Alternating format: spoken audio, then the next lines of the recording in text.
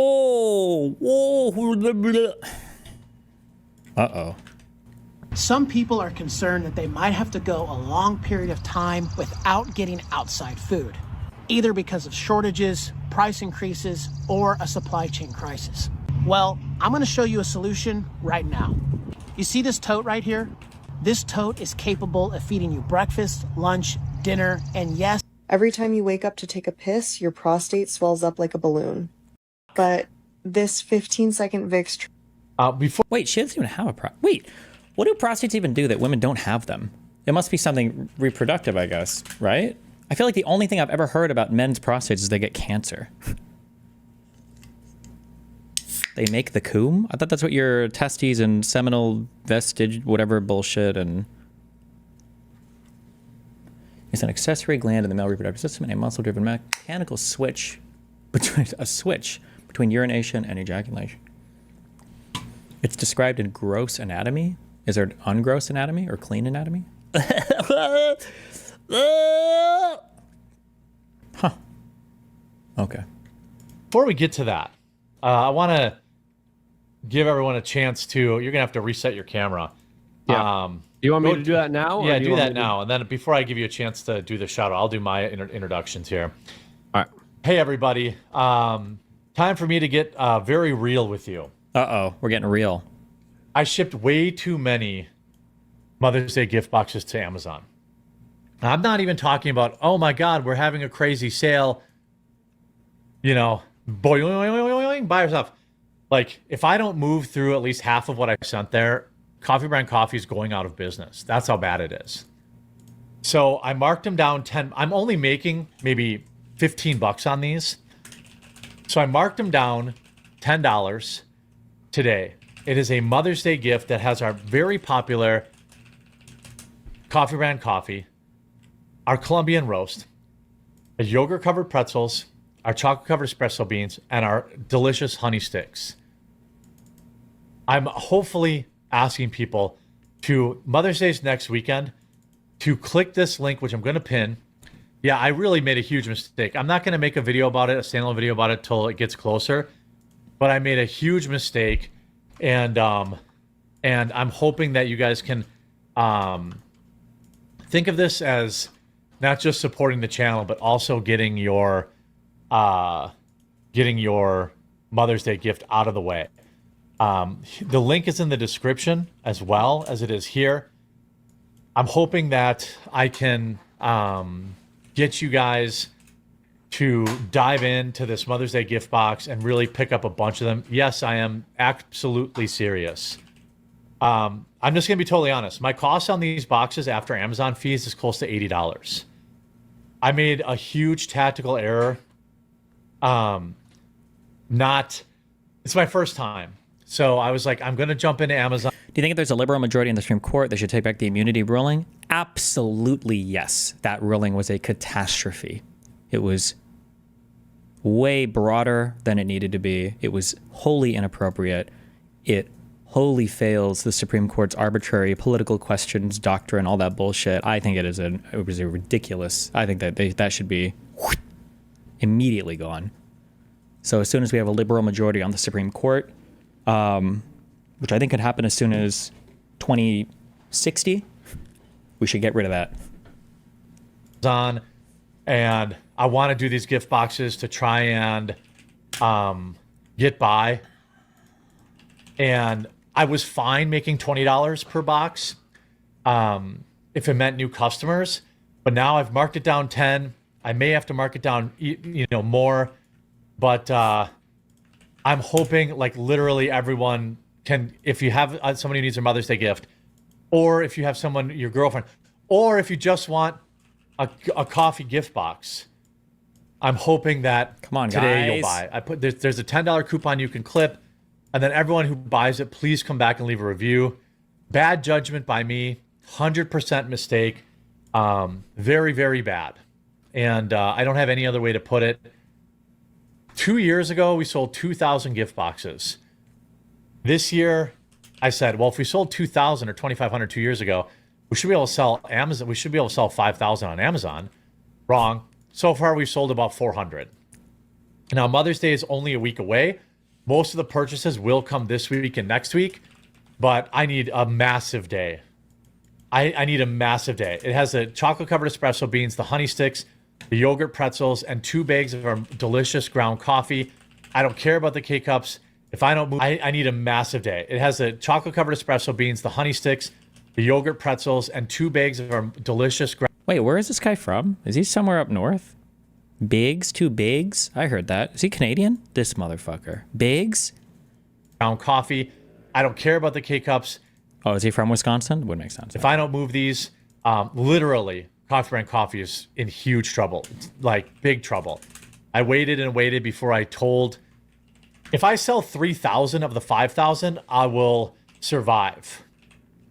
And then maybe I'll rename it Father's Day and try to sell it for that. But yeah, I totally fucked up. There's no excusing it. There's no sugarcoating it. I had a call with the team. I basically said, like, it's a very real conversation, very real chance. Why does it cost you money to go through Amazon? I'm like half listening, but it sounds like for some businesses you have to hold inventory. It's not like made as you go. So if you end up buying a bunch of shit that you end up not needing, and you're stuck holding inventory that you haven't sold, you're kind of fucked. I shut the door because I just gambled too big. Even to ship these back and take them all apart. Your AK is pronounced Geisley, but make sure to look into their controversies on mags. Is it Geisley? Is that how you pronounce it? Thank you. What controversies on mags? You know, I have to pay almost $10 a piece just to ship them back from Walmart. It is a extinction level event. I'm not like, this isn't a shill. This isn't a grift. Like the $10 off is only for subscribers. No, there's a coupon. There's like a little coupon thing you see. I'm not sharing the page. Let me share the page. Here it is. So there's a little coupon that you can clip for $10 off. It's actually a really good product, but I should have built a product that was in the $60 to $70 range in a much smaller box. I probably put too much stuff in the box. The box, damn, Mother's Day coffee gift box, $100 is too damn each? big. So I'm asking for a bit of a bailout. Hopefully you guys will make this your Mother's Day gift, or you will pick one up just because you get the chocolate covered espresso beans, yogurt covered pretzels, the honey sticks, all the stuff. I really, really am fucked. Like, I'm just being dead serious. So if you have somebody who you think this would make a great gift for, awesome. Or if you want to just pick one up because it's a good deal on our coffee, and these snacks, I would appreciate that too. Yeah, bad. I just told Luke before the show, like, I'm in huge trouble. No more gift box ever on Amazon. If I at least... Oh, look, they marked it down. $79.99 now, boys. Hell yeah. sell like 3,000 of these, will be okay. I'll only lose $100,000. But again, he has probably genuinely done more damage to mothers than 99.99% of humans who've ever lived by furthering sexism through his culture war videos. Damn. Okay. If everyone buys them and leaves a review, maybe more people will buy them on Amazon. I launched a advertising campaign on Amazon with a $10 CPA. Basically, as long as I break even or even lose $10 on each, I need to sell them. And I'm telling you, like, our chocolate covered espresso beans, this is all really, really, really good. Yeah, I fucked up. I went too big, too fast in the middle of moving to Amazon. But if you're in the market or you know someone, definitely check them out. Yeah, and if you're mad about the coffee ads, I did one in 1 hour and 17 minutes, Henson, so maybe just relax.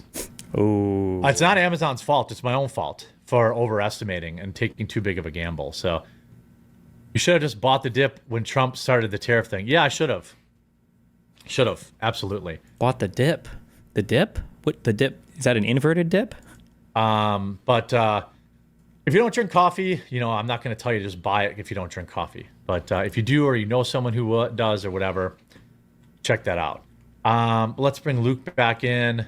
Luke, I want to give you a chance to reach out to the people, let them know who you are, where your content is, and what they kind of find.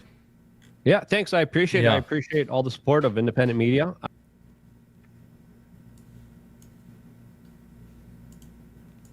What does their commercial look like? Hold on. Inside this box is the best Mother's Day gift you could possibly imagine. Wait, is the whole video AI, or is there like an Inside actress this box- and this is like AI voiceover, or?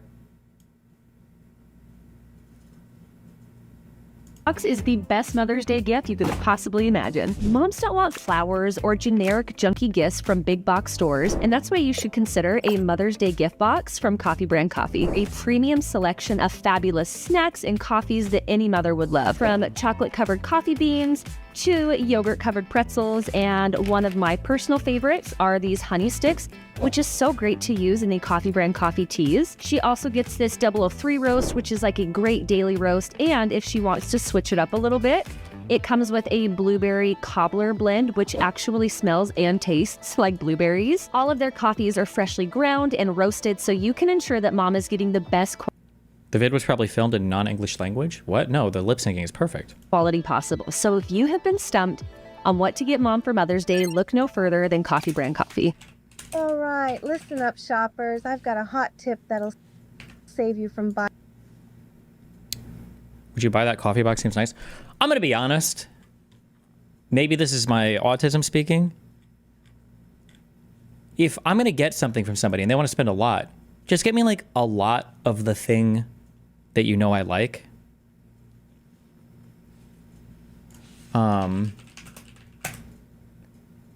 Like if you know that I like chocolate and you're like, oh, I want to get this dude something awesome. Like, look at this. $38 for a 36 pack of Hershey bars? Hell yes. Hell the fuck. Just get me some shit like this. Okay? Get me some shit like this as opposed to like box of chocolate assortment. Like, I don't, what? No. The little things, all the extra wrappers. I even like most of these, but actually I think I like all of these. But like, you could spend $40 on this, or just, god damn. Isn't the point of a gift in that it's shit you wouldn't normally get? No, fuck that. If it's shit that I wouldn't normally get, that means it's shit that I don't want. Otherwise, I would get it.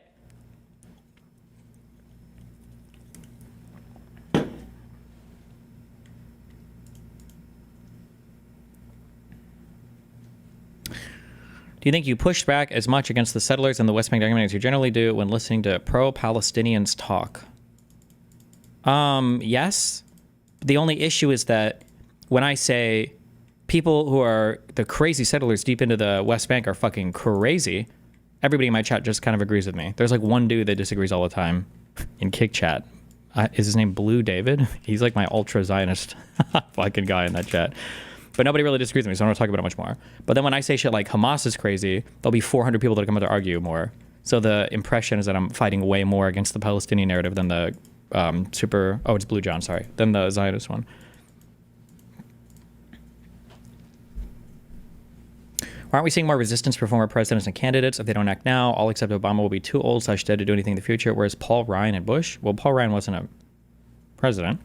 I don't know if Paul Ryan even has a political anything now in the U.S. because of, like, he had a bright future, but he never got to actually realize any of it.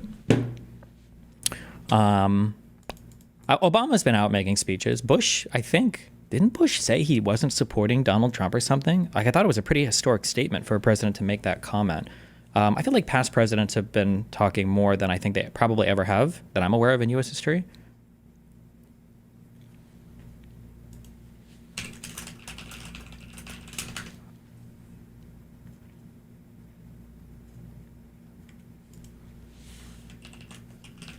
We're going to cover India, Pakistan now. Every time somebody asks, I put it off by another 12 hours, so.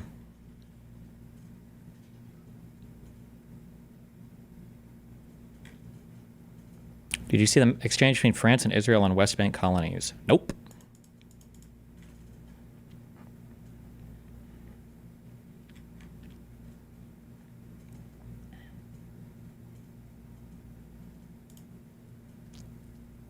Should I follow my favorite streamer and liquidate most of my crypto holdings?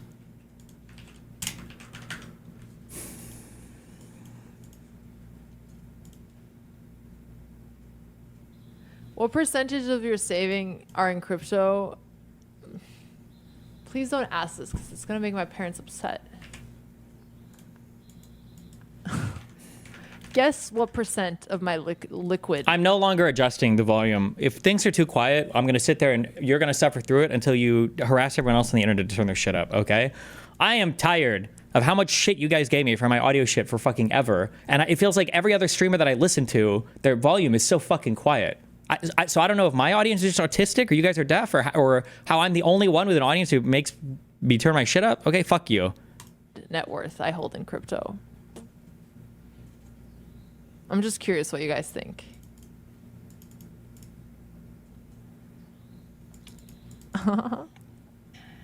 I said percent. Okay. Here's some interesting guesses. Some interesting guesses. And obviously it fluctuates depending on the price. I thought 10, but now it's going to 50. If it's more than 40, it'll make me angry. It's more than 40, Dad. Why are more than 40%? Why do all girl streamers get lip fillers? Because lip fillers have become insanely normalized for women who are like in online culture stuff and like in like Miami, LA or whatever. Most women don't even consider it like cosmetic surgery or anything like that. Or it's almost akin, it feels like it's almost akin now to basically makeup. And I'm not going to answer anymore. It is more than 40. Jesus. I'm not commenting on, I don't know if she has lip filler or not. I'm sorry. I just saw somebody in chat ask that, but I'm not commenting on hers or anything, or if she even has it, or if it's good or bad or whatever, but. Mm-hmm.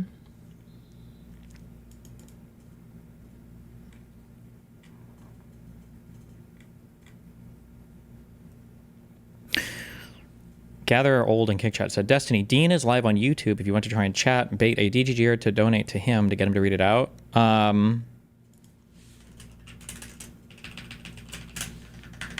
Somebody messaged me earlier and said that Dean said on his live, on his TikTok live, something to the effect of, I won't debate Destiny, it's not worth my time. I think I'm a better debater. My Jubilee performance was better. Something like that. But there's no, you can't like link, I guess, like a video on TikTok. So I don't know. I don't even know. Yeah. But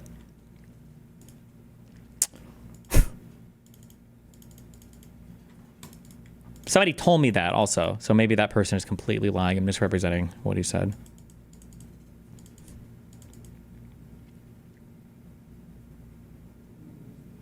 Why do we care about Soy Dean? I think there was like a brief moment in time where it looked like people like Dean and Parker were kind of like ultra debater, but like based libs. So like they were big debate bros and they were on the left and they were young, but they were like solidly libs instead of like socialists or ultra wokies. But I think they're getting, might be a little audience captured. I don't know. I'm still waiting for something to be posted where it's like, Destiny, you missed this. And there's like some convo where Z is talking to a bunch of black women and she calls them all like ratchet and the N-word and says she's going to like rip their weave out the next time. Like some crazy shit where I'm like, oh, okay, never mind. I get this. I understand more now why people are mad at Z. Like there has to be something else.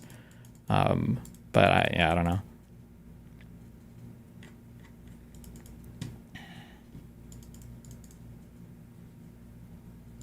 Did you ever look into any of the fraud claims that Peyton brought up? No, but I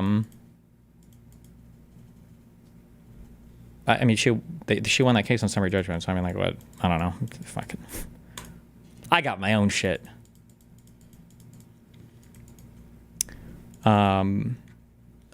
Speaking of my own shit, I said ask me in 30 days, but I'm the.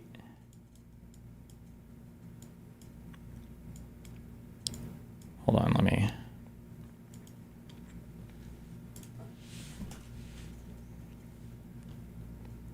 I always have to check and see what's like been publicly filed or not.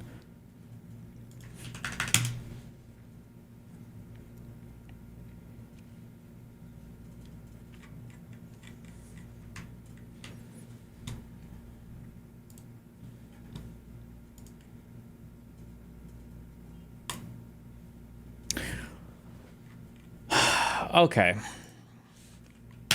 For a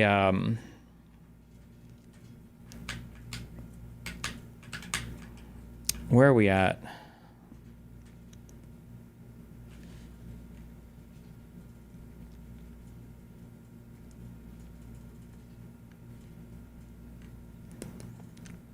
They file so much shit incorrectly, and the docket ends up getting spammed like fucking crazy. So like,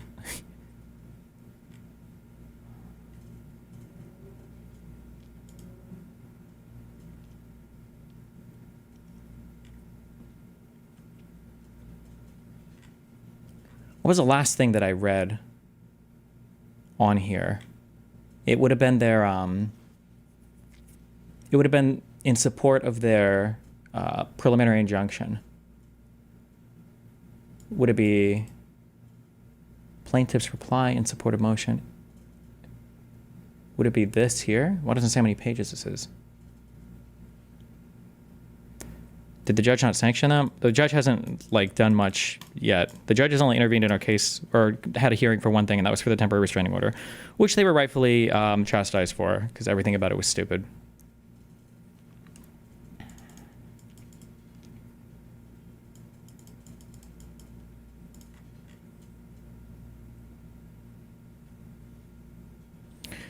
Can you explain to people that say it's unreasonable for you to request the legal identity of the person because you most likely know who it is anyway? Yeah, we're going to get to that. Because I'm going to make some allegations here. Because all of this, I don't think people realize how absolutely fucking ridiculous all of this shit is. And I don't know if it's being driven by like a lawyer who should be sanctioned, or if the other like plaintiff is actually like encouraging like illegal behavior or what. I'm not sure, but whatever.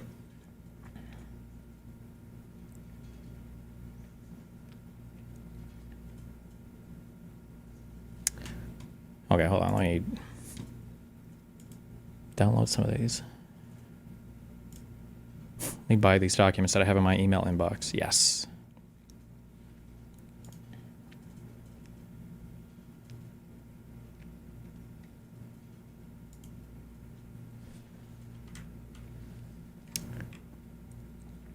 Usually when you file some of these things, like you have like a 10-page limit, and they filed... So they filed to have like an extension or an increase on the page limit because they had so much important stuff to say when they were filing their support for their preliminary injunction. And all of it was just all like the random crazy shit that they say. Hold on. What was this?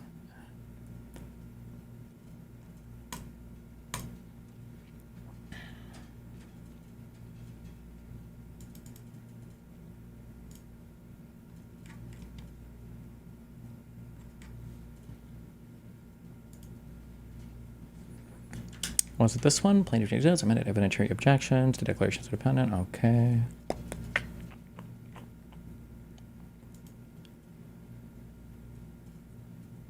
Response to evidentiary declaration. Was it this?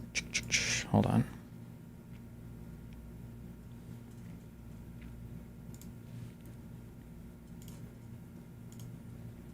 I guess I can show this because it's all public anyway.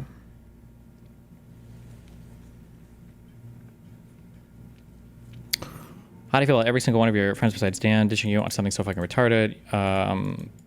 Listen, it's online shit. What are you gonna do? It's okay though. You find out who the real ones are. You find out who the real brothers are. Okay, not this. Okay, and I think this is what I think we just filed this yesterday.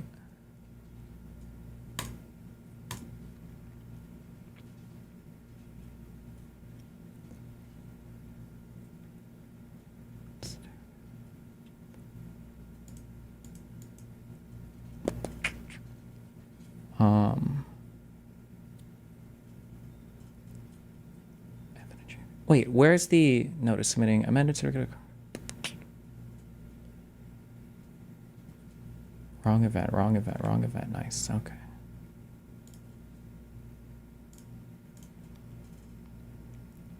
If you win the case, what would be the consequences for her? Would she have to reimburse some of your legal fees? I don't know. We'll see.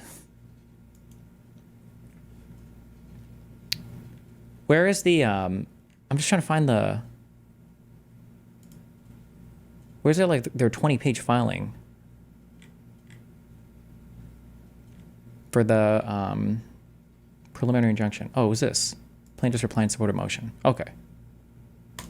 Yes. Federal court system, have my money. Yes, I will support the government. No, it's not this. This is the motion for the increase in page limit.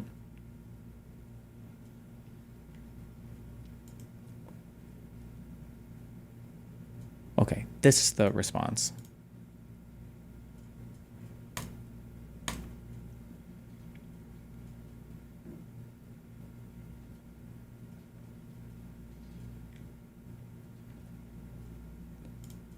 This is the long one. No, this is not it. Holy shit.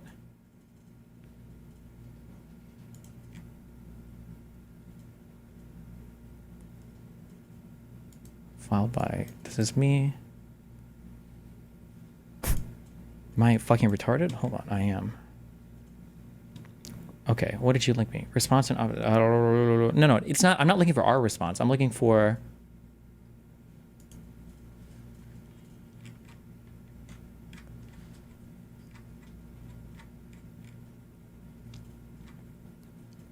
okay, this is ours. Okay.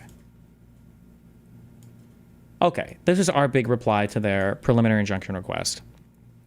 The preliminary injunction that they're seeking is ridiculous because they're trying to enjoin me from behavior that they have no proof that I'm engaged in. I'm not even really being accused of being engaged in it, kind of.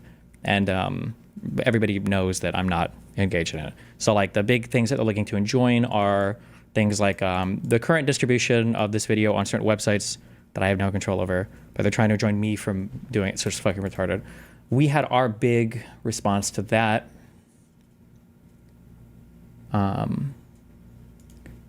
And then they filed another response to that.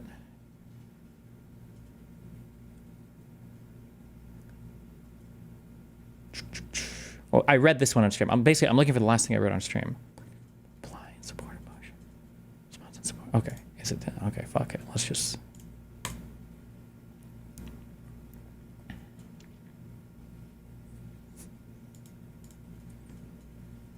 Thank you, Jesus fucking Christ.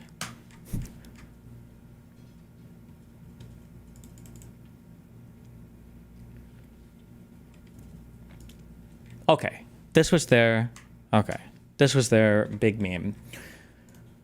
Okay, so one thing to keep in mind is the okay, I'm restating some things that we've known. There are 4 causes of action listed on the initial complaint. You have the federal one that has to do with their CARDI claims. What does this stand for?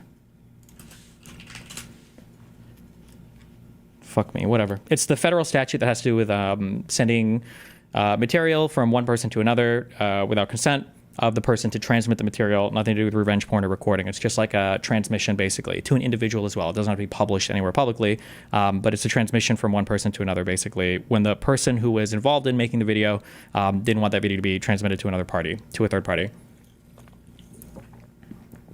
So the big issue with the main issue with their case is that the main issue with their case is that they are the only like evidence that they have of any of this, the transmission of this video taking place to that Rose person were before this law actually came into effect, which would mean that in the United States of America, laws don't take effect retroactively, generally, unless there's like a special carve out in a congressional statute or in some city, passing a law. You can't sue people for things that weren't illegal at the time they did them, generally speaking.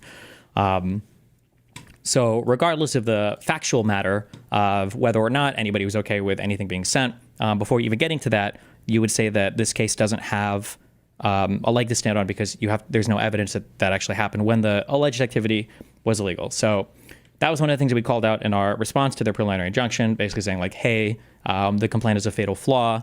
This federal statute that you're suing under wasn't even in effect, so this whole case is meritless. And if the federal claim gets shot down, the other 3 claims are state claims, meaning that the whole case would be dismissed from federal court, and then they would have to refile with the other 3 claims in state court. I would say I'm confident that they wouldn't refile this because the other 3 claims require like a lot more, like malicious intent and stuff, and they're stupid. They shouldn't even be on this in the first place, but whatever. I don't think they would refile, but honestly, these people might. Who the fuck knows? But those become like unwinnable. Like I would almost represent myself in those, except I'm not that arrogant. But they're like really stupid claims. So one of the frustrating things that they've done. So in the complaint, there's 2 things that they did that were a little bit annoying to me. The first thing they did was they misrepresented a conversation between me and that Rose person by having the dates flipped to try to bring it in statute range. Some people say it's because some screenshots were posted in European time zone, so the month and the day were flipped. I would argue that it's probably up to your due diligence to figure that out before you file a fucking lawsuit, because it was very easy to figure that out, but they didn't, so whatever. So that was one issue. And then the second issue is the plaintiff brings up in the complaint, the plaintiff brings up that a supporter messaged her and said that the supporter's sister had been in contact with me and had received the video in the complaint that's the subject of the complaint 2 months ago, which I have no idea what that's in reference to. It's impossible. But I'm like, okay, I don't know. It's interesting that you would include that. One thing that I get very frustrated about is there's a lot of like, some people are pointing out that like, oh, Destiny has good lawyers and they have bad lawyers, and that's why, you know, his side is performing better. That's not true. The issue so far has nothing to do with good lawyers versus bad lawyers. It has to do with like bad, I would say bad faith arguments or explicit lying or abuse of the court system versus a side that is not trying to lie or abuse the court system.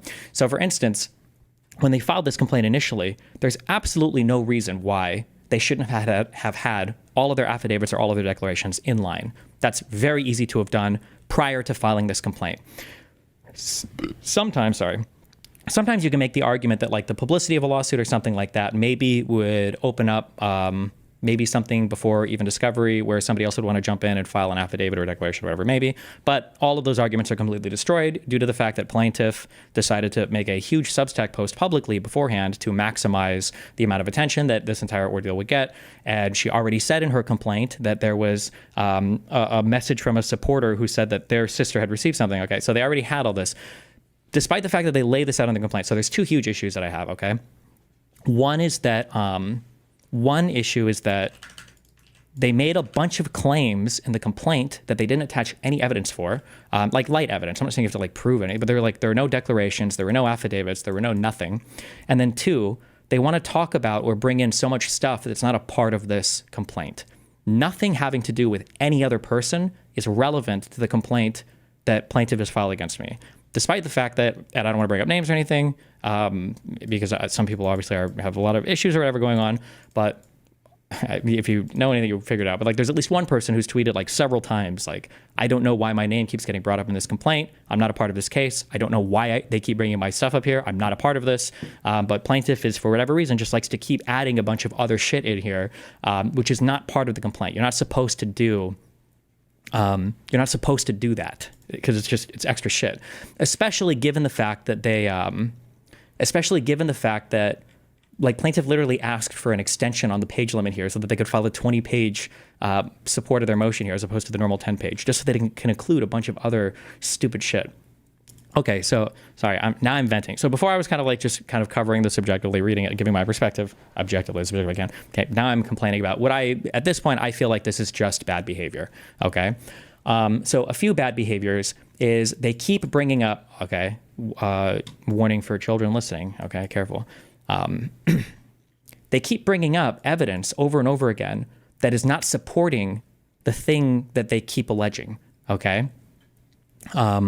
Destiny, is it normal for court documents to be written so passive aggressively? The other videos from his seemingly vast, it's amateurish, especially when you don't have the evidence to back it up. So they keep referring to something. So for instance, that Hannah girl that tried to bait me on Discord into making statements, I guess, that she immediately posted to Jiskel's Discord server. They keep citing this as examples of like, oh, he's still offering to send, the video between him and Pixie to other people. If you read Hannah's own affidavit, I'm very explicitly and specifically referring to videos of me performing oral sex on women. None of these have to do with anything related to any video with Pixie, and they didn't actually have to do with anything related to the Kiwi Farms videos either. That was totally unrelated. I think we've responded now, I think on 2 or 3 different motions about that, but they keep bringing this up over and over and over again. I don't know why. They have never responded to it. That declaration from that person doesn't further that, but they just keep bringing it up, which is very, very, very fucking annoying.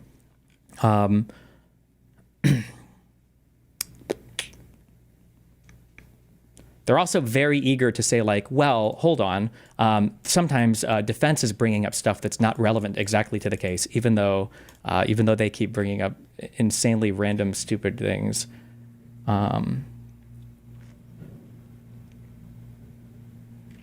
Like here, they say that Bonnell is taking advantage of this forum to intentionally cause plaintiff further humiliation by publishing her private sexual information, saying that me mentioning the fact that plaintiff was the one who suggested making videos and she eagerly wanted to and all that, that was like improper, that I shouldn't have said that.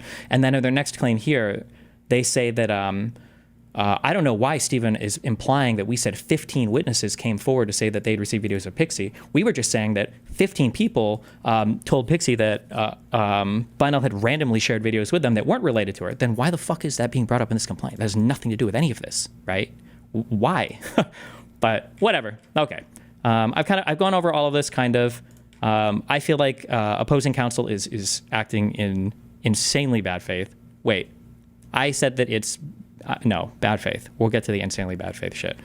One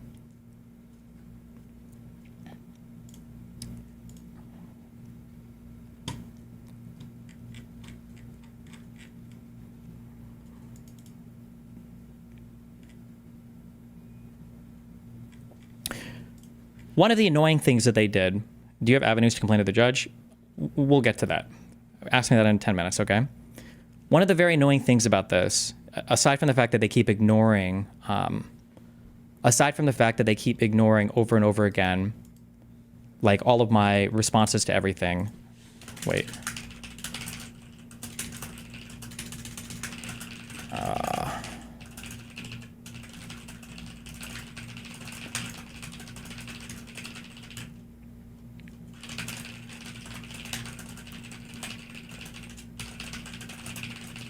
Sorry. Okay. It's not related to any of this. Wait.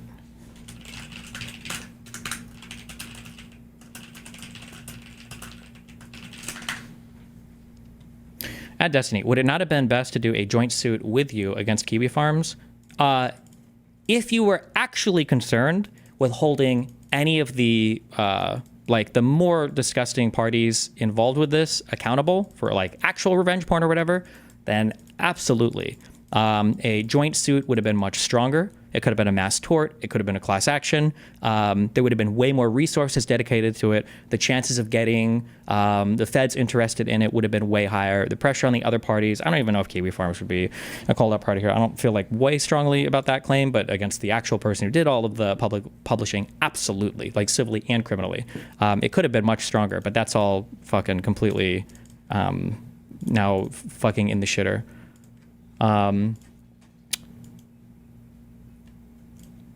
Okay, fuck. What was I just saying? Okay, that's not important right now. What was I just saying? Oh, but that person probably doesn't have a fuck ton of money, so. Okay. Oh, okay, I remember now. So one of the complaints that I brought up before related to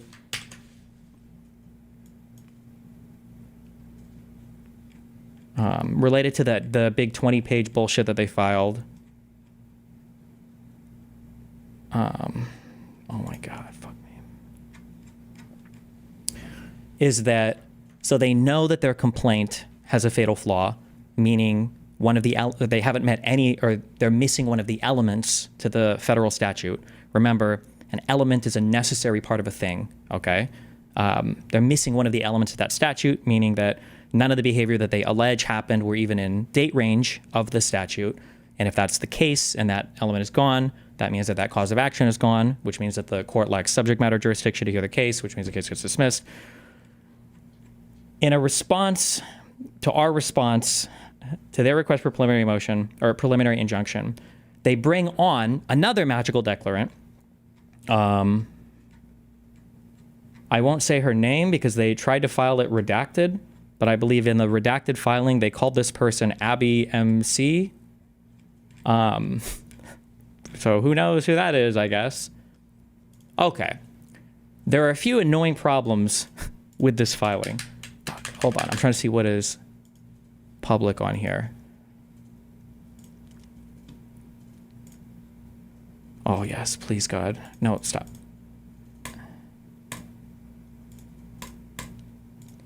This is a little disjointed now, but I'll tie it all together for you at the end. For what I am pretty sure I understand what's happening.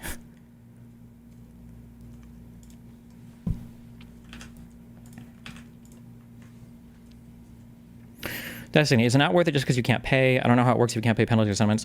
Well, it's not worth it because it's so much more of a clusterfuck. Like it would be a very strong looking case if you had 5 or 6 plaintiffs that were all together in either a mass tort or a class action against a singular defendant who was alleged to have done.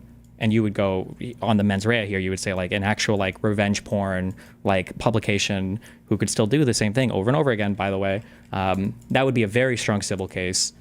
That would be an unlosable civil case, and it would almost certainly, well, I shouldn't say almost certainly, but it would have very strong legs to get carried by the FBI as well in a submission to the DOJ, because now you've got multiple plaintiffs. You could do, discovery work during a civil case and everything. Like it would have a lot of legs to stand on.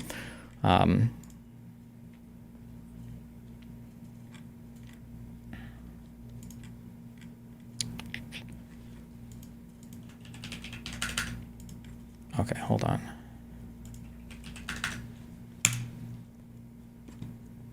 Okay, so this was the declaration that was submitted. Okay, a few things, all right? One, first issue. No, wait. I'll get to this. Hold on. Let me read through this first, okay? Opposing counsel is incredibly obstinate and combative, all right? Generally, litigants will hate each other, right? It's civil court. You're suing somebody, okay? You're upset. Opposing counsel should be their lawyers. They don't have a personal stake in it, They do phone calls. They try to represent their clients best they can, but they're not like actually, angry or obsessed with each other. I don't think that's been the case here, okay? I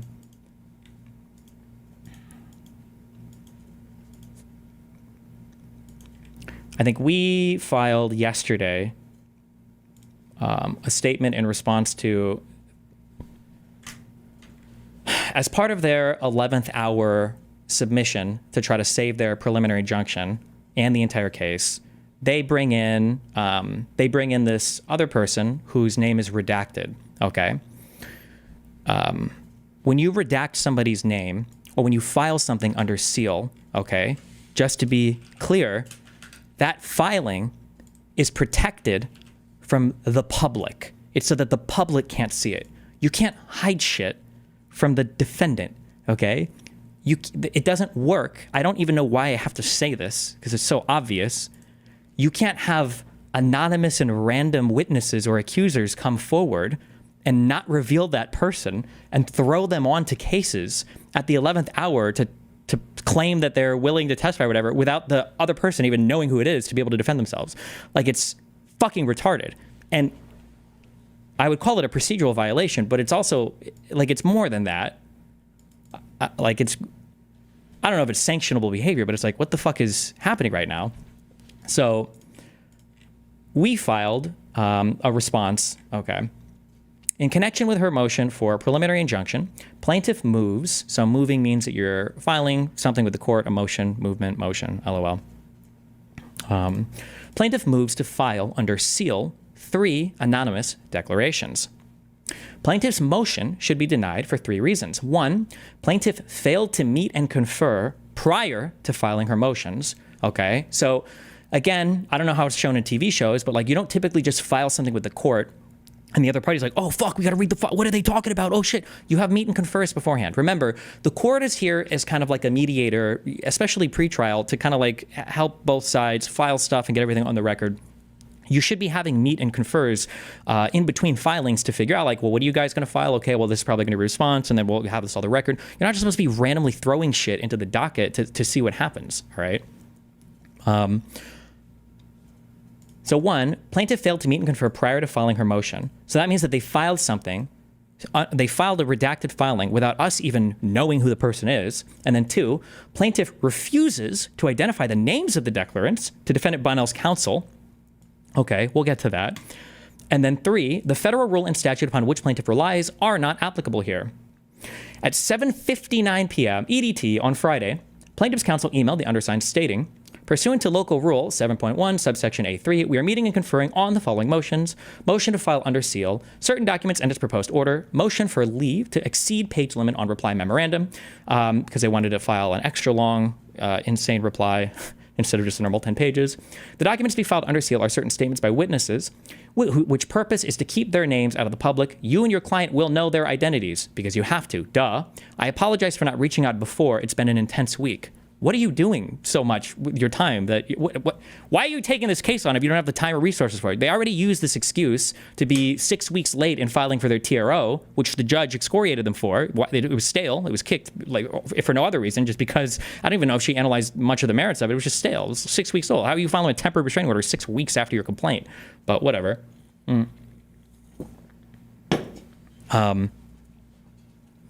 Okay, so at 11:40 p.m. EDT on May 2nd, okay, 11:40 p.m. EDT. So 4 hours, no, yes. So 4 hours later, okay, plaintiff filed her motion for leave to file declarations under seal. And then 25 minutes later, EDT on Saturday, May 3rd, after the deadline to file the reply papers, plaintiff filed the declarations in redacted form. At 10 a.m. on May 3rd, Bonnell's counsel requested unredacted copies of plaintiff's filings. Despite repeated requests, plaintiff refused to reveal to Bonnell the names of her declarants. While this opposition is directed to plaintiff's motion to file under seal, Bonnell also opposes plaintiff's belated request to exceed pages limitations for its reply brief. Plaintiff failed to meet and confer prior to filing her motion and unilaterally certified those purported efforts. Plaintiff did not carefully edit her reply papers prior to filing. They are repetitive, wordy, improperly formatted, and contained a myriad of extraneous and irrelevant information. The court should constrain plaintiff to the 10-page limit that they didn't need to file. And if we would have had to meet and confer beforehand, we probably wouldn't have okayed. I would imagine we would have fought on this motion to exceed page limit, because they didn't need 20 pages to say a bunch of like retarded shit. Okay.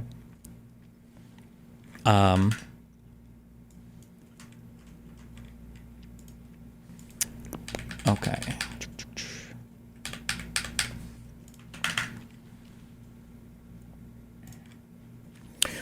The local rules require a filer filing a redacted exhibit to contemporaneously serve a version of the exhibit upon all counsel that is either unredacted or that contains only those redactions authorized in connection with producing a document to another party in discovery. To date, plaintiff has not complied. Instead, plaintiff argues that because she elected to file redacted declarations under local rule 5.3 subsection B1, she is somehow excused from the requirements of subsection F of the local rule and contends that Bonnell has no right to receive the unredacted documents at this time. Plaintiff provides no support for this contention. At a minimum, Bonnell should be permitted to know the identities of the purported witnesses who are providing testimony against him. Further, plaintiff's reliance on Rule 26C1 of the Federal Rules of Civil Procedure and 15 U.S.C. 6851 is entirely misplaced, as those authorities have no bearing on her motion to file under seal. Rule 26 pertains to seeking a protective order in connection with discovery. That's another Federal Rule of Civil Procedure. The code section provides that the court may grant injunctive relief maintaining the confidentiality of a plaintiff using a pseudonym. Neither is applicable here. A witness or somebody else is not a plaintiff. And also, this is stupid. For the foregoing reasons, Bonnell requests that the court deny plaintiff's motion to file under seal and order plaintiff to file unredacted versions of the declarations or strike them from the record. Okay? So here are the emails back and forth.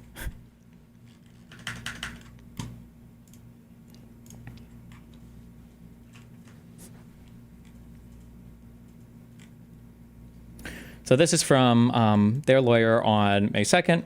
Good evening. We are having a lot of trouble uploading some of the exhibits. We tried for a couple of hours without success with some of them. Attached is the full set of exhibits to plaintiff's Jane Doe declaration that will be eventually uploaded. We apologize for the inconvenience, and we'll try to solve the issue over the weekend or as soon as we get some guidance from Pacer.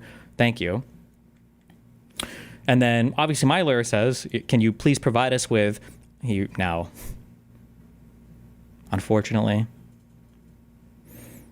we do have a typo here. I will be getting reimbursed for this email. They better not have charged me for sending it. He says unreacted copies. He means unredacted copies. Okay. So my lawyer says, please provide us with unredacted copies of your filings immediately. So to be clear, we should have these before they're filed with the fucking court, right? How are you filing? Well, I'll get more. And then this lady responds, upon the ruling of the court on our motion to file the unredacted exhibits under seal, we will proceed to file the unredacted versions with the court, at which point you can access them. I would appreciate a response to my email dated April 28, 2025 regarding the Discord subpoena. Okay. Excuse me, what?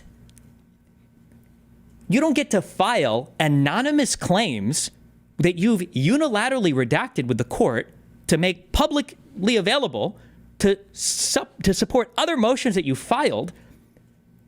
And then if the court rejects your motion to seal, you can just strike those. And I have no idea, you never make available to me who any of the people are. That's insane. You can't, like, if this was the way that court worked, I could basically just say, oh, by the way, I have 10 people and all of them are jumping on board saying that the plaintiff is a murderer, by the way. All 10 of them are jumping on. All of their names are redacted. But don't worry, I filed with the court to ask to file these under seal, which also, I don't even know why that would matter, because when you file under seal, I still get those names. You still make those available to me. The filing under seal just protects them publicly, right? But imagine you doing this and then the court says, well, no, we're not going to agree to that. And you're like, oh, okay, well, in that case, then I take them back. Especially when this is the only person, by the way, that keeps the entire complaint alive. This is the only, because the whoever Abby MC is in the declaration, we don't know who that person is, but whoever that person is the only person that keeps this entire complaint alive, right? So obviously my lawyer responded and he said, without the court ruling on your motion to seal, you filed redacted declarations. Please send me the unredacted versions. In his belated meet and confer email to me, your co-counsel represented the documents to be filed under seal are certain statements by witnesses, which purpose is to keep their names out of the public. You and your client will know their identities. We do not. Please provide that information. Thank you. His response was, to be clear, because of your client's statements related to Jane Doe and any potential witnesses, we had to file these under seal. Once the court rules on the motion, we will proceed accordingly. If the court grants the motion, you will know their identities. Thank you. This is not allowed. You're not allowed to do this, number one. Number two, this is more irrelevant statements. They try to bring up like, oh my God, he made these statements about, who was it? Like Gisticle and Queeman? These people have nothing to do with this case. They're not part of this complaint. They're not declarants. They haven't signed affidavits. I don't even know if they're called out in any part of this. You can't just bring on random statements and say like, well, now because of that, we're going to break federal rules of civil procedure and just do wild, unhinged shit. It's like, you can't just file stuff with the court without making any of it known to me. And then if the court says, we're not going to file this until, and then just unfile it. You can't do that. And so this might be a little sarcastic or snarky. And if the court doesn't grant your motion, their identities remain anonymous, and then they don't respond. And then my lawyer says again, despite our repeated requests, you have failed and or refused to provide us with unredacted copies of the declarations you improperly filed with your reply papers on Friday. Your continued failure and or refusal to provide the requested documents violates Local Rule 5.4. If you do not immediately provide us with the unredacted filings, we will so advise the court and seek appropriate remedies, including but not limited to striking the pleadings, relying on the unauthorized declarations, and the imposition of judicial sanctions against you and your client. All rights reserved, sincerely. And then their reply, Mr. Bretler, note that Local Rule 5.4b1 provides in relevant part, quote, if, prior to the issuance of a ruling on the motion to file under seal, the moving party elects or is required to publicly file a pleading motion memorandum or other document that attaches or reveals the content of the proposed sealed material, then the moving party must redact from the public filing all content that is the subject of the motion to file under seal. So I don't know if redacting all content means just what you want redacted or means everything that person is alleging. I don't actually know the ruler. I tried to read the underlying rule, but I couldn't interpret what that meant. However, again, this doesn't mean that you're allowed to not make it available to me. This just means that you might be able to preemptively file something and redact it publicly with the court, but this doesn't mean you can keep it from opposing counsel, from the defense.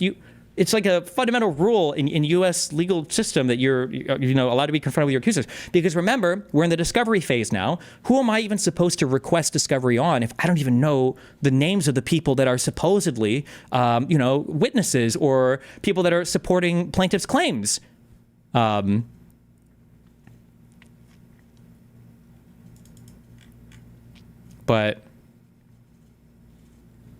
Plaintiff elected to attach the declarations to the reply and file a simultaneous motion to file under seal. Defendant has no right to receive the unredacted documents at this time. Excuse me? What? It would also be highly negligent if we were to provide to your client the unredacted documents without the protection of their identities by the court in light of your client's public statements over the weekend maligning these declarants. So, no, that's not how any of this works. You don't get to just have random people jump onto a case, mask their identities, not provide us with copies of who any of these people are, especially when these other people are making public statements, which they have because one of these people allegedly, supposedly, possibly jumped on another fucking stream to talk a little bit about shit. But so what the fuck? Your client has also threatened physical harm to other individuals that have spoken out against him and in support of the plaintiff. None of this has anything to do with any of this case. For Jessica and Queeman, I killed them if I could. I troubled their fucking house to do it. I do want someone to kill Jessica though, or Lav, or Mr. Girl, or Queeman. All those people can go die. None of this, if you really think you have a strong argument here, which fine, say you do. Say, okay, well, I think defense is trying to murder all of the witnesses or whatever. File that with the court. File it with the court, have a judge rule on it, file a motion for it, and then have a hearing on it. You can't just unilaterally decide, I'm going to just start having anonymous witnesses come forward and then file it to see if the court accepts it. If they don't, then I'll just like strike it from the record. Moreover, you have the full unredacted substantive content of the declarations. The only redacted portions are those that would reveal the identities of these declarants. There could be no legitimate urgency for you or your client to know these witnesses' legal identities. That does not alter the facts or your ability to defend your client in these proceedings. So first of all, you don't get to make that decision, number one. Number two, you don't get to make that decision unilaterally, okay? Number three, you don't know, like, if maybe me having access to that person's name helps me at some point in discovery when I'm allowed to make requests. Like, who am I even making a document request to? Who am I even making interrogatory requests to or for admissions to if I don't even know the actual names of the people involved here? Who's to say that I'm in contact or have contact with any of them? You can't do this, okay? This is ridiculous, all right? For these and other additional reasons, we will not be providing the unredacted documents unless they are under seal. You don't get to make that decision. Or if you want to wait, then you can wait, but you can't file them first without us having copies of them. We consider our meet and confer efforts to have been exhausted. What?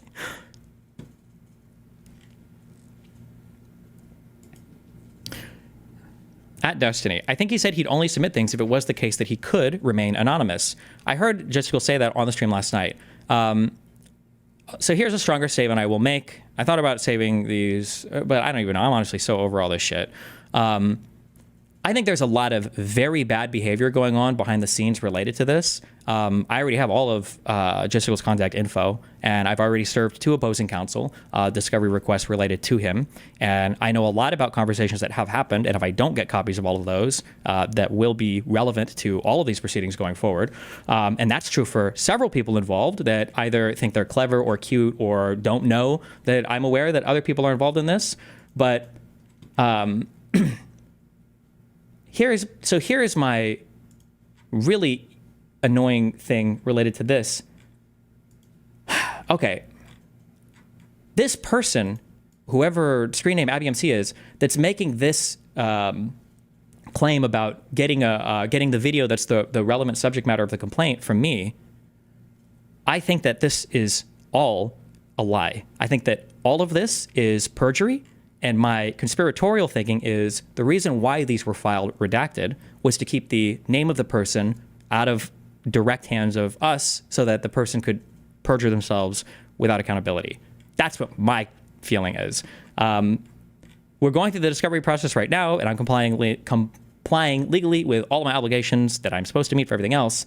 But I feel like this person was brought in to perjure themselves on a declaration in order to keep the case alive with the hopes that they can somehow scrounge up or find something else in discovery, which they won't. And it is incredibly fucking frustrating that I'm having to waste more time, more money, potentially draw this out, depending on how long they're willing to lie, all the way to trial, because this person is making declarations, but why are there no exhibits attached? If you're literally claiming here that you have screenshots with conversations with other people, or you have screenshots of our conversations, why is that not attached anywhere? You could file it under seal if you want, but that's incredibly fucking weird. Yeah. So this is really, really, really, really, really, really, really fucking annoying. Yeah. In docket 65, paragraph 3, they argue they try to confirm before filing, but it's a fucking joke. You should show that. Wait, where? In docket 56, or docket 65, paragraph 3.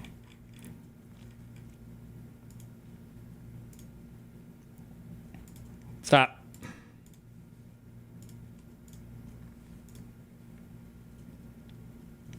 What's the logic behind them doing this? I think the fantasy is that they're going to find something else, or in my nightmare scenario, I guess. But I guess it's not really it's not a real complaint for me because I guess I'm not a victim, or men can't be victims. So I don't think these are technically private. One of the things that their counsel brings up in the email to Andrew is that we haven't replied to their request to comply with Discord subpoena. So opposing counsel is trying to subpoena me, okay, on Discord and Instagram for every single video and picture that has been sent to or received from, or has been sent by or received from my account for 5 years. I would rather kill myself than give these disgusting fucks that is an insane fucking request in the context of everything that this case is about. Jesus Christ.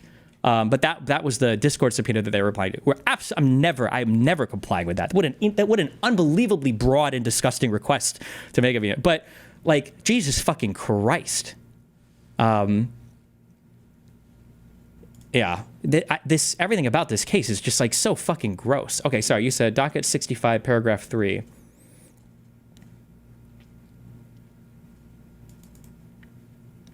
Although plaintiff's attempts to confer with opposing counsel was not made until almost 8 p.m. on Friday, May 2nd, due to time constraints, the request would have been received by defendant's lead counsel, Mr. Andrew Bretler, at 5 p.m. his time, California.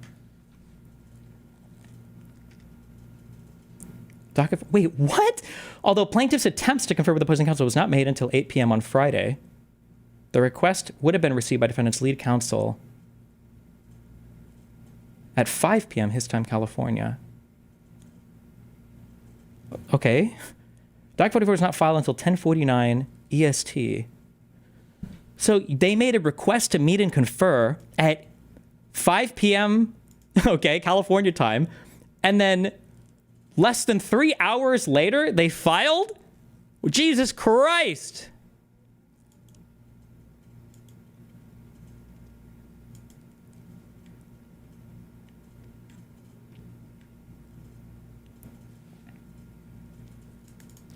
Keep reading. Sorry. Mr. Bretler was made aware of our filing deadline, but did not respond. Due to this, we notified the court that we would provide an update to our meet and confer efforts. As of now, counsel for I haven't actually read this filing, sorry. As of now, counsel for defendants have not provided any response to our request for a meet and confer regarding the excess pages. Regarding Docket 48, plaintiff's motion requests leaves for the declarations of 3 witnesses to be filed under seal in order to protect their identities. These 3 declarations were made in support of plaintiff's reply. The opposition will simultaneously filed. Plaintiff elected to attach redacted versions of these 3 declarations to a reply brief. The portions of the declarations that are redacted are only those that would serve to identify the witnesses. The substantive content is not redacted. What does this mean? You can't have anonymous accusers coming forward. You can't do that. What is this? Like, you know everything about the accusers. They just are anonymous. That's not how this works in court.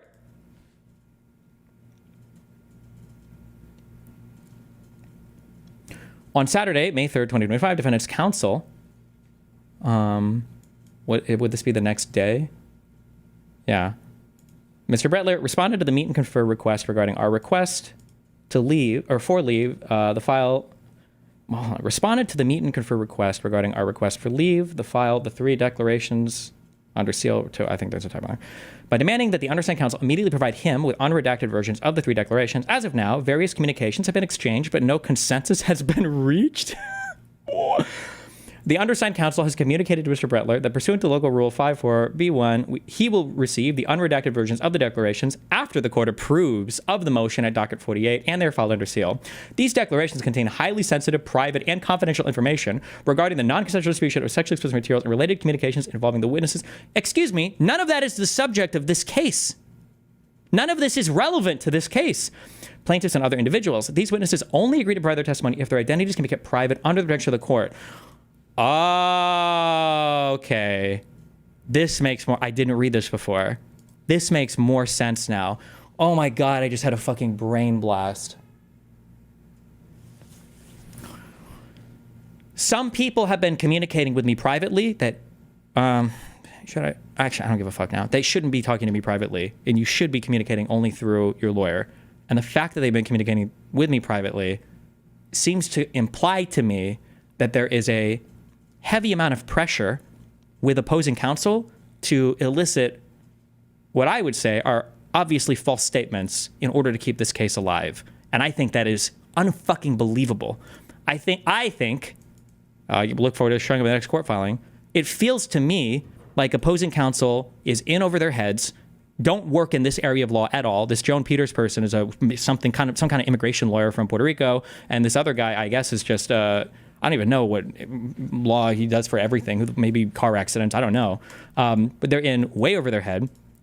There's way too much involved here. They don't know basic rules of civil procedure, which I understand is Civ Pro is your hardest law school class. I don't know. Maybe go back and take a refresher on it. And I think they're at a point now to where I legitimately, it feels like what they're doing is they are grabbing random people to perjure themselves, but they're telling the people, we'll keep your identity anonymous so everything will be okay, because some of these people have expressed a great deal of stress and frustration, and it feels like the stress and frustration has to do with the fact that they are they're worried because they didn't know that they would ever be identifiable because they are lying in some of their declarations. Maybe. That's just what it looks like. For all the reasons more fully set forth in plaintiff's motion, it is critical to protect the identities of these declarants. Then file a motion with the court and ask for it. You can't just throw this on and decide this unilaterally on your own. The undersigned counsel has also explained to Mr. Bretler, the defendant, has the full unredacted substantive content of the declarations. The only redacted portions are those that would reveal the identities of these declarants. Who am I serving discovery notices to? Who am I asking for information or documents from? Also, if you bring these people in at the last minute, we don't even have a chance to reply to stuff that they're declaring in their moving for a preliminary injunction.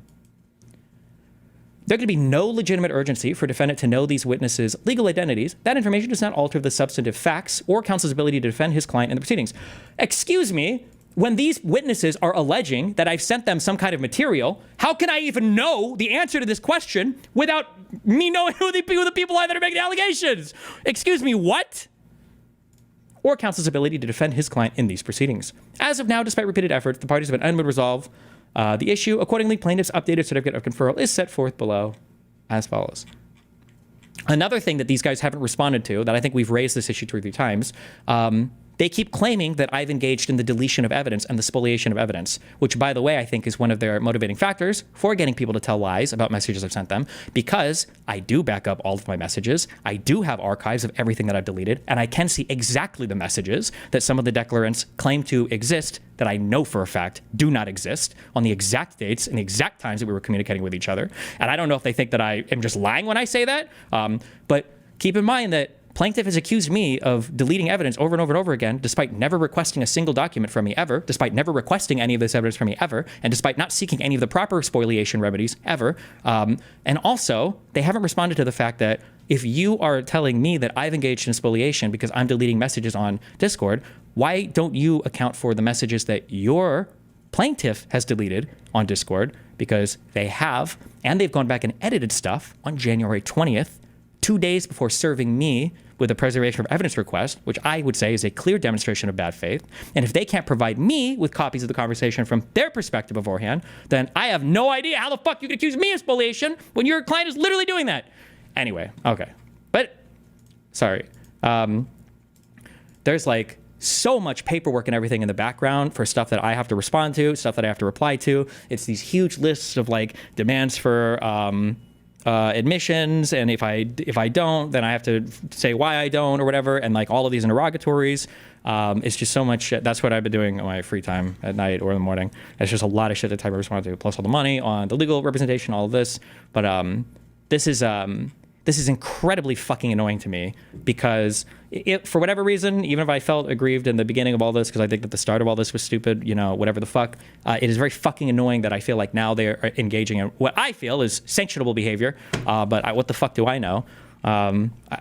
This just feels disgusting and gross and stupid to me. But anyway.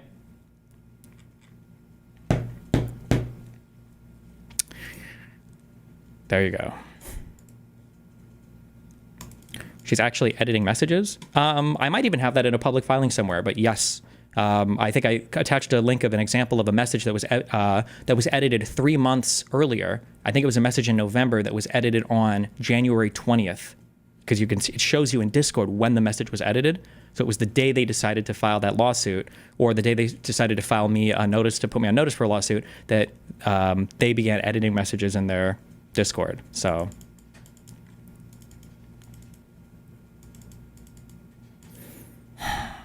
But do you have the money to keep the lawyers all the way through? I will spend every single cent I have keeping my lawyers. I will never, ever, I'm never settling anything out like this, ever. It's expensive and it's annoying, but I mean, I guess I complained before that I'm wealthy and I have nothing else to spend my money on, so why not on good representation? Fuck it.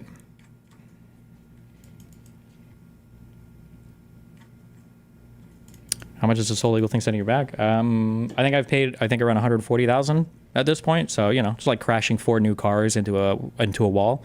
And I'm glad that I can support the local economy of California. I'm glad that I can support, struggling lawyers everywhere. that I can send whatever they need. Is there a certain point the judge reacts to their behavior? I'm looking forward to the magistrate judge going over the preliminary injunction filings, and then until then, I don't know what they actually respond to. But the Destiny lawyers rock, by the way. Yeah, they're good. They're good at what they do. But this case, in my opinion, hasn't come down to like having incredibly skilled lawyers that are navigating it in a very creating an awesome novel legal theory to navigate the case. It's more just like filing on time, filing correctly, understanding basic rules of civil procedure, and being responsive to and making good questions on the other side. Whereas the other side, and in my opinion at this point, is engaging in sanctionable behavior, I would say, or illegal behavior, I guess, but whatever. Anyway.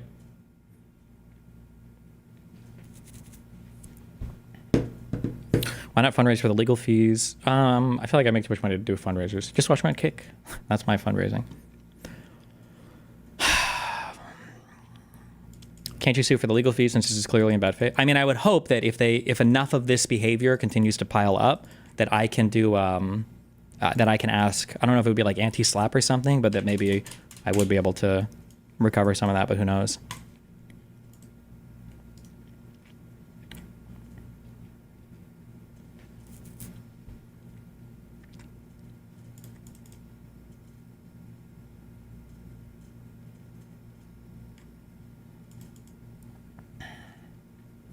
Isn't there some professional duty for a lawyer to say this type of case is outside my area of expertise? Like I would expect to see. Yes, but my feeling is I'm pretty sure there are. I'm especially considering how aggressive and stubborn and I would say malicious opposing counsel is. I feel like there are personal relationships at play here. That's what the feeling is, but.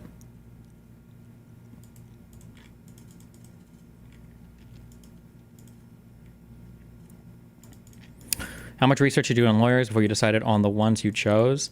So I did a lot of research on, and then I got a really good recommendation for an aggressive law firm that was helping me do the case against the actual leaker guy up in New York.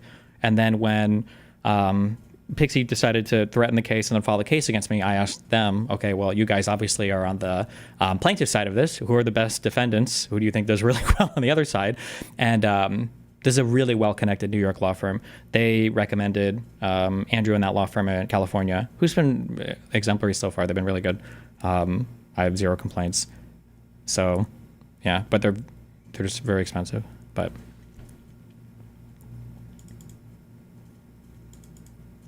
It's going to cost you millions, Destiny, even if you get to summary judgment. I think that I seriously doubt I'd be looking at north of, if it ended up going all the way to fucking trial, which would be so obnoxious. My guess is maybe 750K would be the cap on all the spending on this, which would be a pretty gross amount of money. But the goal is still to get to, it should be gone in summary judgment, because the plaintiff has no case, unless they are willing. I mean, I don't want to give them, I guess, the illegal strategy to just get somebody to blatantly fucking lie all the way to trial and say, no, I am going to lie. But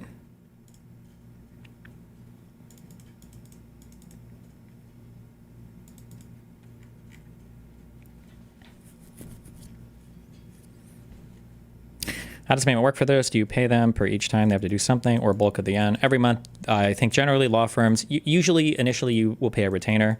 The retainer will be something they'll bill against, and then after the retainer is exhausted, depending on your relationship or how reliable they think you are, they'll just bill you monthly for cumulatively all the services or whatever.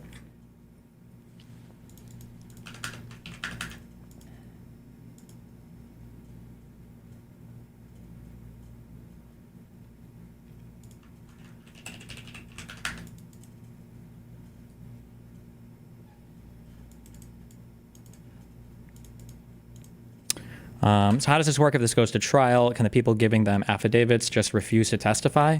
No, the whole point of an affidavit is that you're saying that you're willing to testify in the case, right? That's the whole point of filing these things. So has your lawyer been shocked at how the other counsel is acting? Maybe, yeah, but also I generally don't want to say anything about my conversation with my lawyer because that's privileged information. Privilege meaning it can't be used in any way, shape, or form at any of the trials. So if I mention anything about my personal conversations with him, it would probably be after the trial. Okay, this is like the only time I will do this. Okay.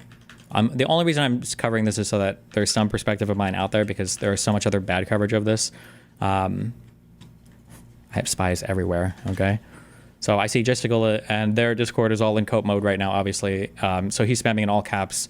This is only about my one instance of sexual misconduct. Examples of me engaging in this exact kind of sexual misconduct during the exact same time period, victimizing the same group of people, including the plaintiff, are not relevant. Correct. In a civil suit, if you want to have multiple allegations against a person, those people have to join the civil suit as plaintiffs. You can do it in a class action where you certify a class of people, or you can do it in the form of a mass tort where a bunch of people come forward and make the same claim with different representation. But yes, welcome to the real world. It's not a Discord chat, and it's not a Reddit chat, and it's not a forum. If you want to have people join a suit, they have to officially join it. You can't just randomly put in Redditor arguments in every fucking filing and say, well, what about that and that and that? Because those issues haven't been litigated. They haven't been litigated. They're not before the court. They're presumptuous of my character and other stuff. Like, that's not anybody else's business to decide on right now. Like, yeah, so it's inappropriate. It's improper unless other people want to formally join the lawsuit. But, okay. Anyway.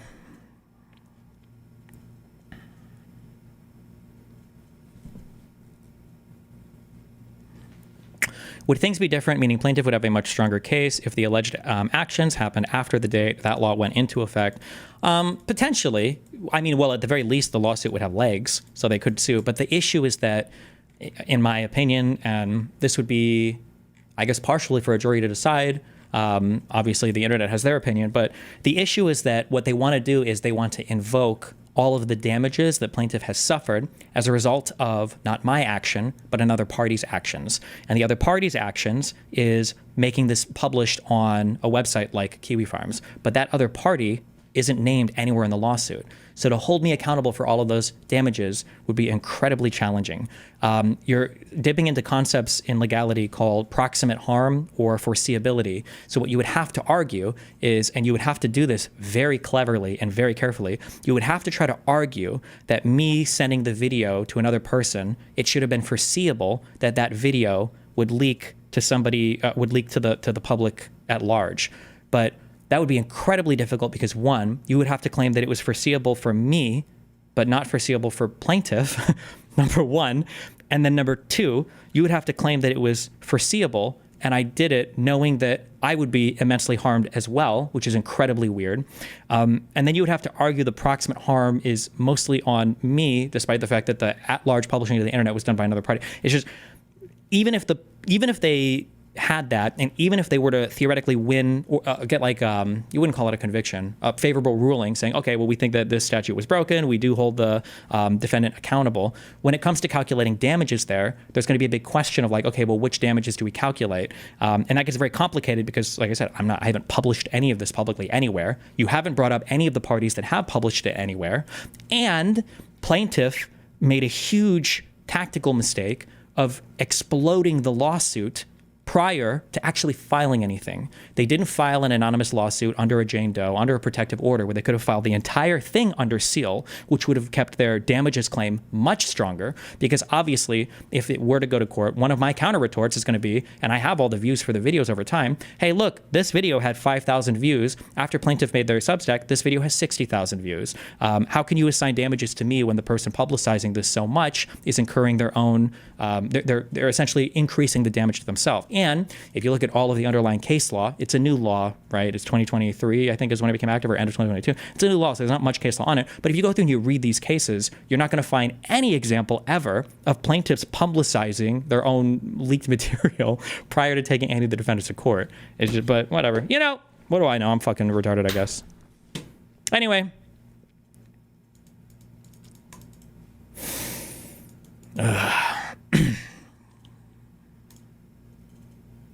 Jesus.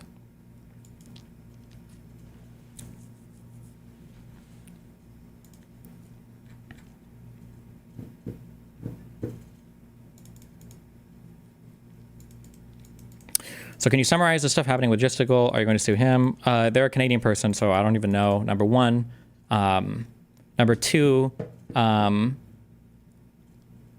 we'll see what happens. I've already put in a discovery request related to him, but he was talking about this on his stream yesterday, and I feel like, my feeling is that he knows that there is tomfoolery about, because I think he said on stream, I think he said that he was not going to join this unless he had guarantees or assurances that all of his stuff would be kept redacted and anonymous, which makes me feel like he also knows that there's improper stuff going on here. So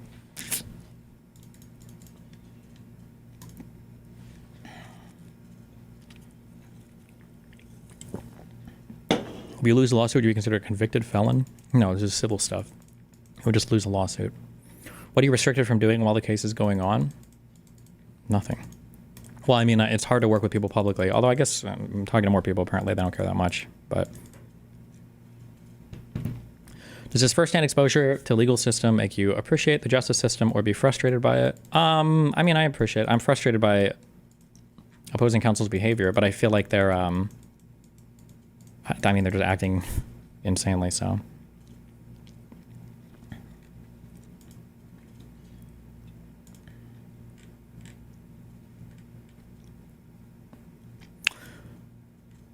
Okay, anyway.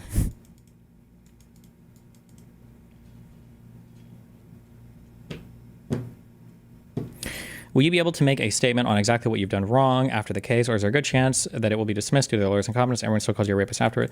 I don't know. That's a personal decision that I'm going to have to decide for myself, because right now there are a ton. One, there is an incredibly aggressive, and I think personally invested, opposing litigation firm that is like hanging off of every single public word that I say. Like, it wouldn't surprise me if aspects of this, if this conversation will show up in the next fucking filing, right? So they are doing, they're just incredibly aggressive, number one. And then number two, it feels like they're like desperately searching for other plaintiffs. So I don't know if somebody else is going to try to file a case against me using the same law firm or whatever the fuck else. So I don't know, but we'll see. I don't know. We'll see how I feel after everything, but Jesus Christ.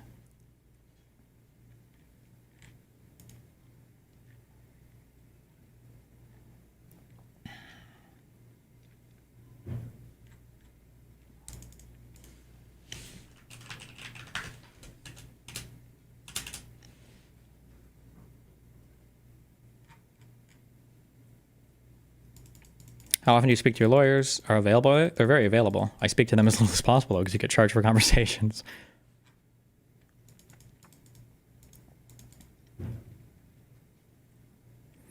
If it costs you 140K, how much do you think this is costing her? She only raised 50K so far. So one complaint that I would have about how the court system works is that I feel like in a way, some of this bad behavior is a little bit incentivized. I think that opposing counsel, the feeling I'm getting, the feeling that is being admitted is that they are working on a contingency basis, meaning they only get paid if plaintiff gets paid. So they're also incentivized in the same bad behavior because they're basically working on commission, kind of. So that might also be influencing their behavior. That feels like a very weird conflict of interest to me, but whatever.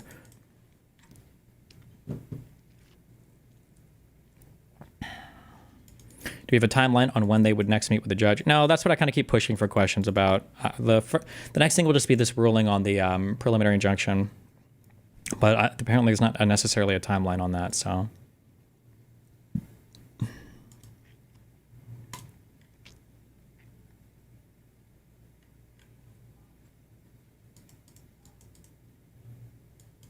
Do you know what that cryptic Pixie tweet was? Or no clue? I have no idea. I doubt it's anything related to me. It's probably, I mean, I can guess, but I don't know. Probably something related to YouTube or some project she wants to work on or whatever. Why would Pixie need to raise money if this case was on contingency? Good question.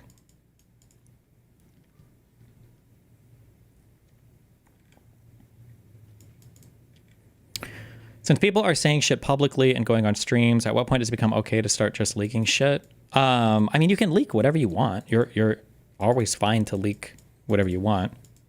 The only disadvantage, there are disadvantages and there are advantages to leaking or talking about some stuff publicly. It's just up to you to evaluate what you want. The biggest disadvantage to leaking stuff is that when you're having a conversation with your lawyer, that stuff is considered privileged information, meaning it can't be used against you ever or probed in court.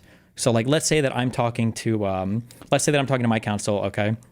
And let's say that I'm being accused by one side of stealing $100,000 from their house. And let's say that, and they're saying like, I know that you stole $100,000 because Luke said that you just bought a new car with cash. So I bet you stole it or whatever, some bullshit like this. Let's say that I'm talking to my lawyer and I'm like, okay, fuck.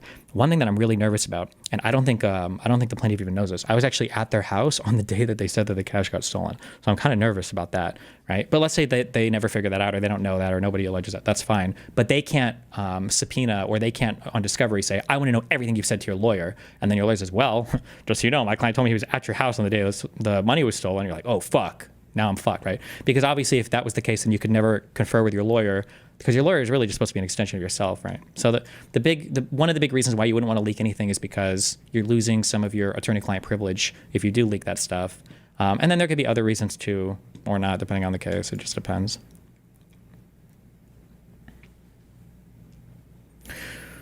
Are these complaints or opinions about the procedural behavior backed up by your lawyer or just based on your knowledge? Both. I usually have an inkling and then I ask my lawyer about it and he more or less affirms. But it's also obvious based on the filings and it's obvious based on the contention and it's obvious based on the on what the judge was saying, listening to the TRO request that the other side is acting quite improperly. So.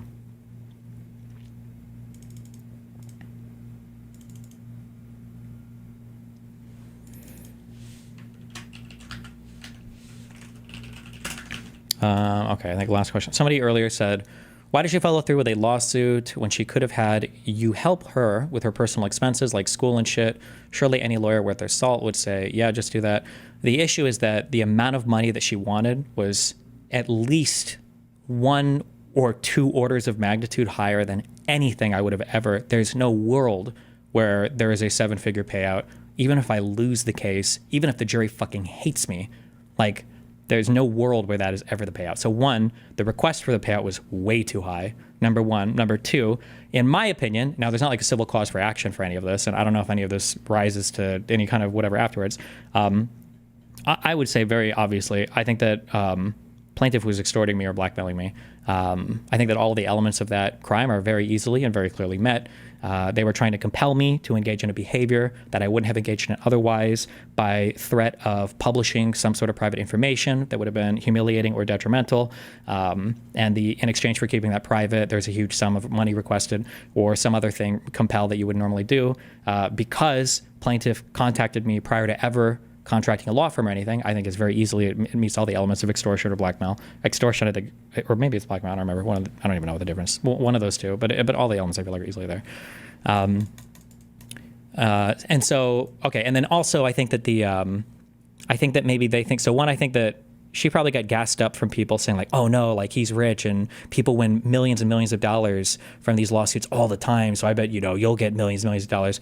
The problem, though, again, and I'll say this, if you follow any of these cases or if you read any of the cases, or if you just read the cases that they cite, if you go on Pacer and you look at the cases that they cite, sometimes there are big payouts, but dude, the defendants in these suits are insane. They're insane men. They're people who are like spamming explicit videos to their like friends and family, or they're making like 6 different accounts to post these videos like on, porn websites. They're insane defendants. So sometimes it's just, even on some of these crazy cases, it's just like the max statutory payout, which is $150K. And then sometimes there's punitive stuff assessed, but the punitive stuff assessed is like for incredibly malicious behavior. But maybe a combination of like reading Kiwi Farms and a combination of reading everything else. Maybe Pixie has in her mind like, oh my God, like he acted so atrociously and maliciously, and like I think this is all intentional. And it's like, the fuck, you're never convincing anyone of this, and it's just bullshit. So I don't know.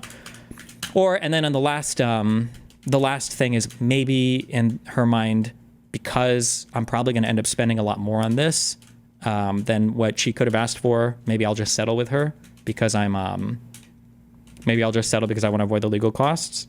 So maybe that was what she was thinking. But I will pay 2 times more in legal costs than settling something like this, because fuck that. The idea of somebody getting like the easy next 10 or 20 years on their life by doing some insane unhinged shit like this, I'm good on that. But anyway, okay, there you go. Cut. There you go. Have fun, Carlos and Joanne or whatever, listening to this whole VOD. I know how much you guys love to type shit up into your motions and throw them into court papers by listening to my stream combos. How much do you think plaintiff believed the insane lies on her Substack, or still believes? I don't think she believed any of those. I think she knew all of that was bullshit. There's no shot that we're friends for 5 years and then she immediately hardcore insta super ultra rewrites every single. That's just impossible. I don't believe that. Do you think that she was genuinely suicidal, or was it an attempt to manipulate you? I mean, this is like double hearsay. I don't. In the video that was posted on, was it Professor Sunday? Or I'm sorry, not Professor Sunday. President Sunday's channel.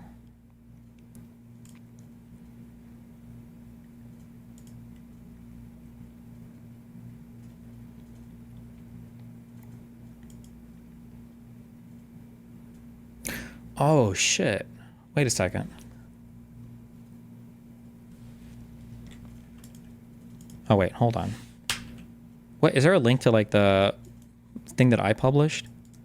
Wait, I just realized something.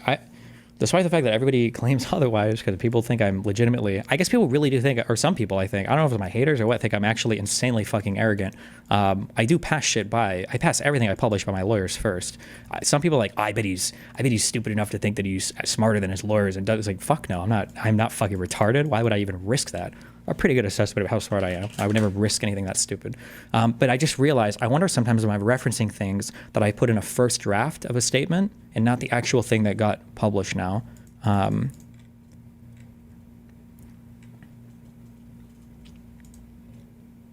Where is the, when I did like my manifesto, did I ever link that publicly anywhere?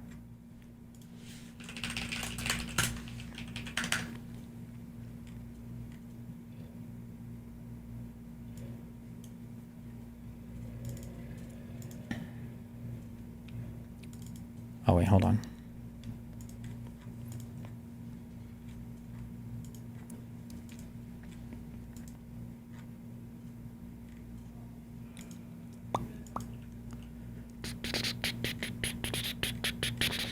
Okay, hold on 1 second.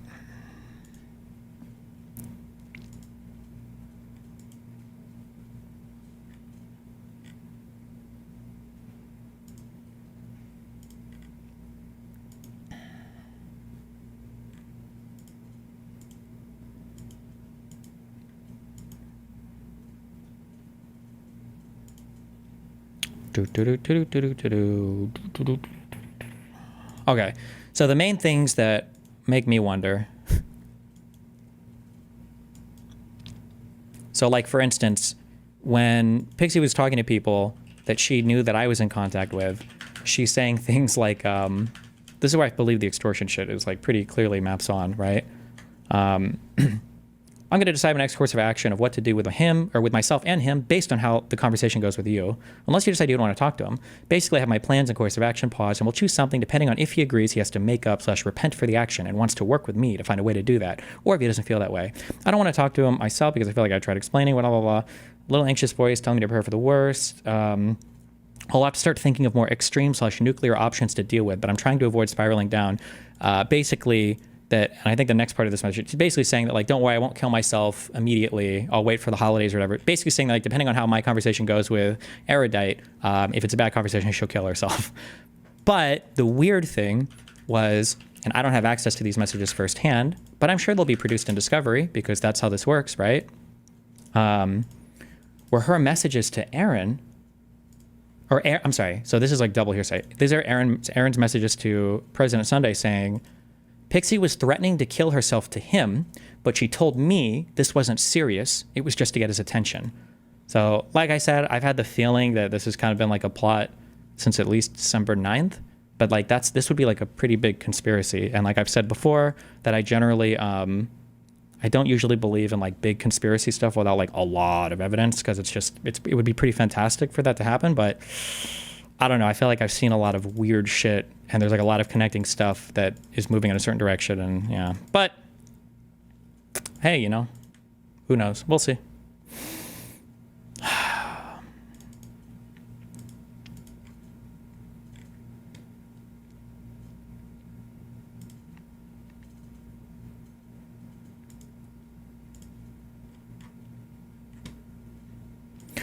The most damning part in my opinion is that she was baiting people to talk about the tape on Twitter, archiving replies, and then deleting the tweets. Yes, that is very weird. Yeah. But, okay. All right. We're moving on. Good times. Fun times. She says she only went public because of President Sunday's video, so that was just a lie. Yes, that was a total lie. But I show that in my... I think I showed that in my Manifesto video, because she claims that she had to go public as a result of that. But if you see the leaked messages from, Aaron, you can see in those messages that I think like 11 days before any video was published, Pixie already had the entire Substack written, and she was shopping it around for opinions. So nobody forced her to go public with that. That's a lie. She just says that to make it seem like she was forced, maybe to defer damages that she would have accrued on her own or something, but...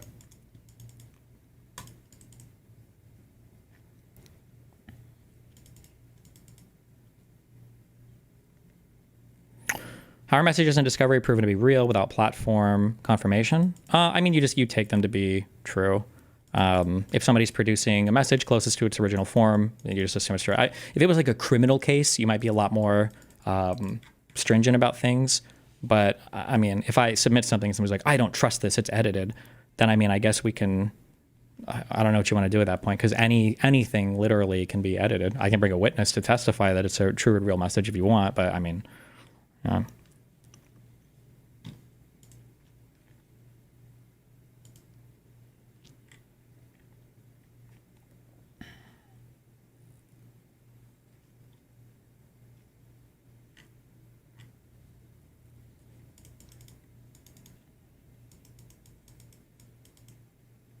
Will either side subpoena Discord? Yeah, that's already been attempted, but the problem is those subpoenas are disgustingly overreaching, and they're going to need the consent of the other party, and there's no world where I consent to have every single explicit image and video ever sent or received by my account to the other party. That's disgusting and unhinged.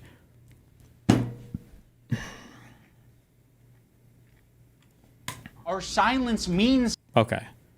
Apparently, this dude is some random small YouTuber who made this iDubbbz video, and apparently it was really well received. This guy's got 29,000 subs. It's got over 600,000 Our silence views.